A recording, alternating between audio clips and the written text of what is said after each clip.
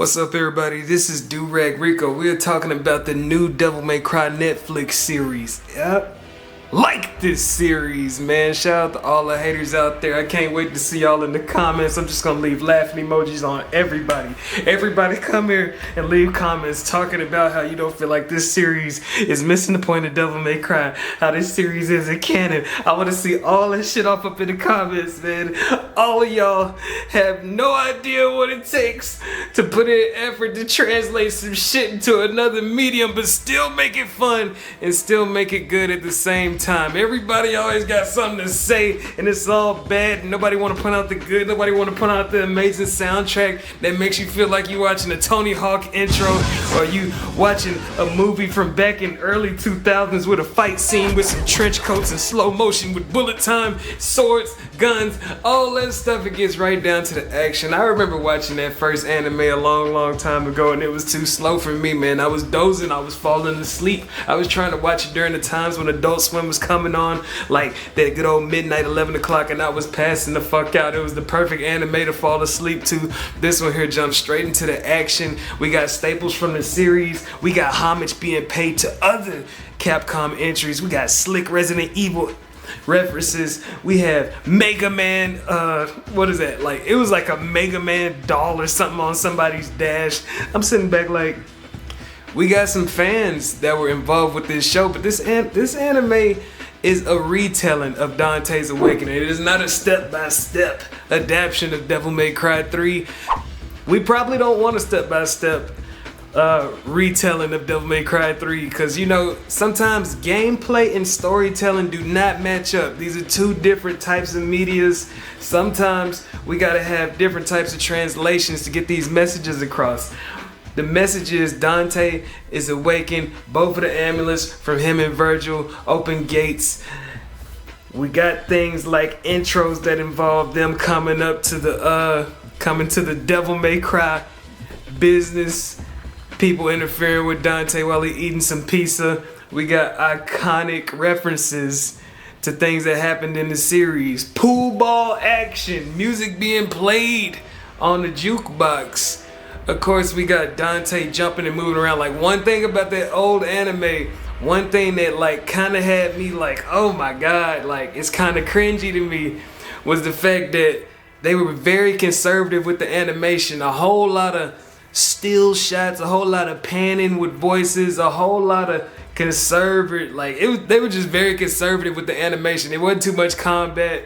Sometimes you see Dante pull out a gun and a sword, you know, do like pow pow pow, then the demon would die. In this, we got combos, references to different combat animations. I watched the whole thing over the course of the whole weekend, so yeah, this is me like rambling, man. It's not really too organized. It ain't really like too orchestrated. I didn't even write it down on my like reference board up here. I'm just going off of my pure impressions of the series. Something to drop real quick, just because, you know, Devil May Cry is about to be the talk of the streets, you know what I'm saying? I'm talking like spoiler free type shit too, you know what I'm saying? Like, we got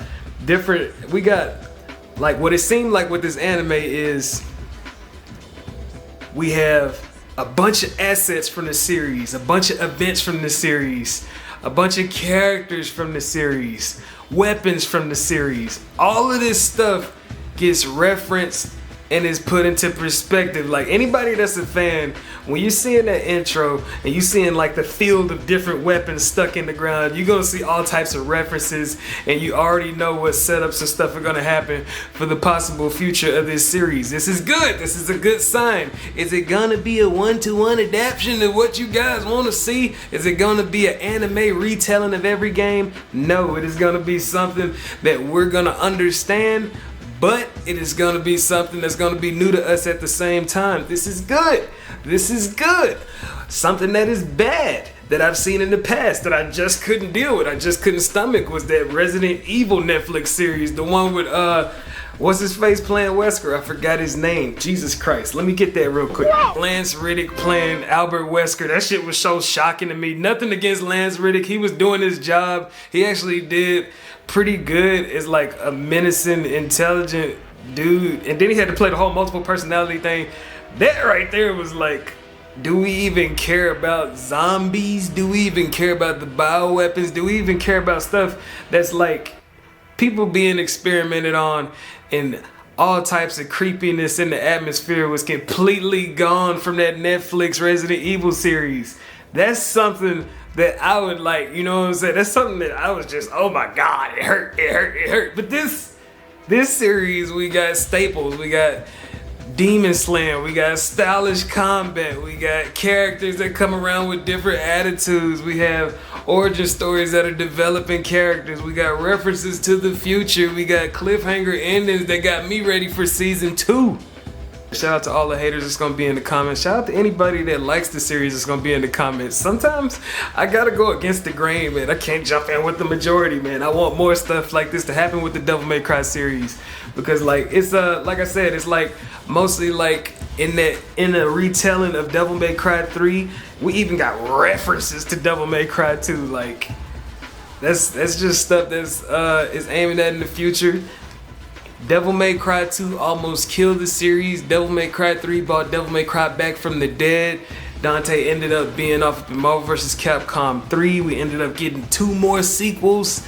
Like, if they had to do a retelling of Devil May Cry 4, the first half of the season is going to be going through certain environments, then the second half is going to be rehashing all of that. I don't want to see that. I would love to see it translated in a different way. I would love to see Dante go from his Devil May Cry 3 persona into how he was in Devil May Cry 1. I would love to see his attire like get modified over the course of the next few seasons, because you know Dante always, like, for every game, one of the staples of the series is that Dante's like attire gets updated. Even though Devil May Cry 2 had one of the most disastrous like gameplay loops, because this shit was just too easy. Pistols all day, you could smoke the whole game. Every adversary get pow pow pow pow pow. Don't even have to pull out a sword. Every sword was the same. Dante had the best, like one of the cleanest outfits up in Devil May Cry 2. We talking about the vest trench combo. Never seen it before. I'm not finna wear it, but it looked good on him when it was off up in that game. Anyways, man, that's me. That's my take on this Devil May Cry Netflix series.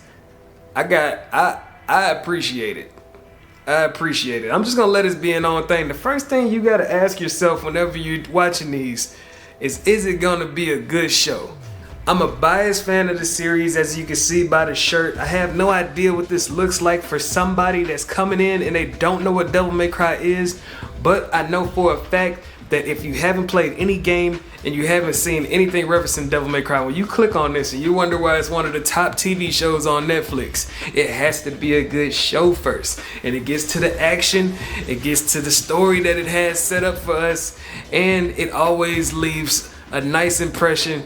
If you like that music, aggression, all that crazy stylish shit that you're gonna see in like the first few minutes, with a little bit of goofiness sprinkled in. Like if I had to give a reference to it, I'm thinking about, if I had to give a good reference of what this series like gives me vibes of, it gives me like Trigun mixed with Helsing.